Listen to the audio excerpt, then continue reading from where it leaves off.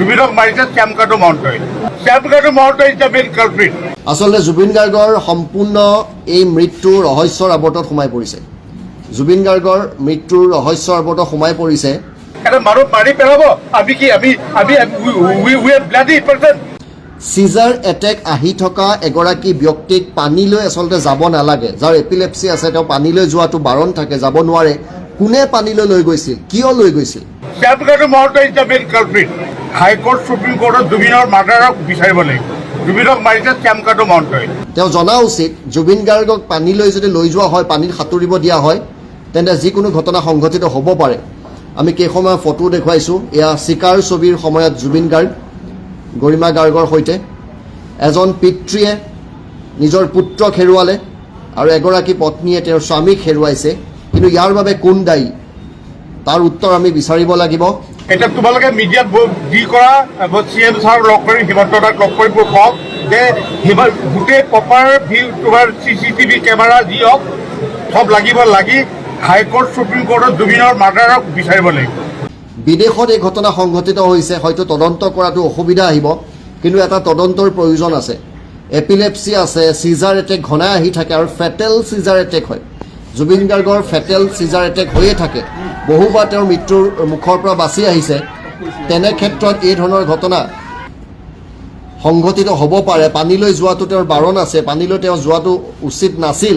তেন্তে তেওঁক কিয় পানীলৈ লৈ যোৱা হ'ল, এইবোৰ তদন্ত কৰাৰ আচলতে প্ৰয়োজন আছে। কিন্তু বিদেশত এই ঘটনা সংঘটিত হৈছে আৰু আমি কৈছোঁ সমগ্ৰ ঘটনা এতিয়া ৰহস্যৰ আৱৰ্তত সোমাই পৰিছে। জুবিনক মাৰিছে শ্যামকানু মহন্তই।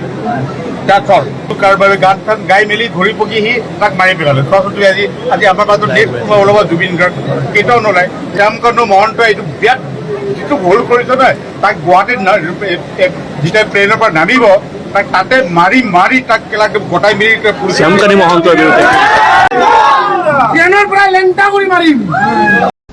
জুবিন গাৰ্গৰ নশ্বৰ দেহ কেতিয়াকৈ ঘূৰাই অনা হ'ব সেই সম্পৰ্কে এটা আপডেট দিছে মুখ্যমন্ত্ৰী ডক্টৰ হিমন্ত বিশ্ব শৰ্মাই। তেওঁ এই মুহূৰ্তত সামাজিক মাধ্যমত লিখিছে, তেওঁ কৈছে, মই নিৰন্তৰভাৱে ছিংগাপুৰত ভাৰতৰ সন্মানীয় উচ্চায়ুক্ত ডক্টৰ শিল্পক আম্বুলে ডাঙৰীয়াৰ সৈতে যোগাযোগ ৰক্ষা কৰি আছোঁ। আমাৰ প্ৰিয় জুবিন গাৰ্গৰ নশ্বৰ দেহ তেওঁৰ আপোন ঠাই অসম ভূমিলৈ ঘূৰাই অনাৰ বাবে বিভিন্ন বিষয় নিশ্চিত কৰিবলৈ আমি যোগাযোগ অব্যাহত ৰাখি আছোঁ।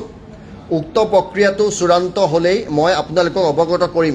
হিমন্ত বিশ্ব শৰ্মাই অৱগত কৰিম বুলি কৈছে যে আমাৰ প্ৰাণৰ শিল্পী, হৃদয়ৰ শিল্পী জুবিন গাৰ্গৰ নশ্বৰ দেহ অসমলৈ কেতিয়া ঘূৰাই অনা হ'ব সেই সম্পৰ্কে এটা আপডেট দিছে মুখ্যমন্ত্ৰীগৰাকীয়ে। অসম চৰকাৰৰ ফালৰ পৰা ইতিমধ্যেই ছিংগাপুৰত থকা উচ্চায়ুক্তগৰাকীৰ সৈতে মুখ্যমন্ত্ৰী হিমন্ত বিশ্ব শৰ্মাই নিজে কথা পাতিছে আৰু মাত্ৰ কেইটামান মুহূৰ্তৰ পিছতেই আচলতে আমি সেয়া আপোনালোকক জনাব পাৰিম বুলি কৈছে মুখ্যমন্ত্ৰীগৰাকীয়ে। যি মুহূৰ্ততে নিশ্চিত হ'ব নশ্বৰ দেহ কেতিয়া ঘূৰাই আনিম, তেতিয়াই আমি জুবিন গাৰ্গৰ সম্পৰ্কে অধিক তথ্য আপোনালোকক জনাব পাৰিম। আচলতে জুবিন গাৰ্গৰ সম্পূৰ্ণ এই মৃত্যুৰ ৰহস্যৰ আৱৰ্তত সোমাই পৰিছে।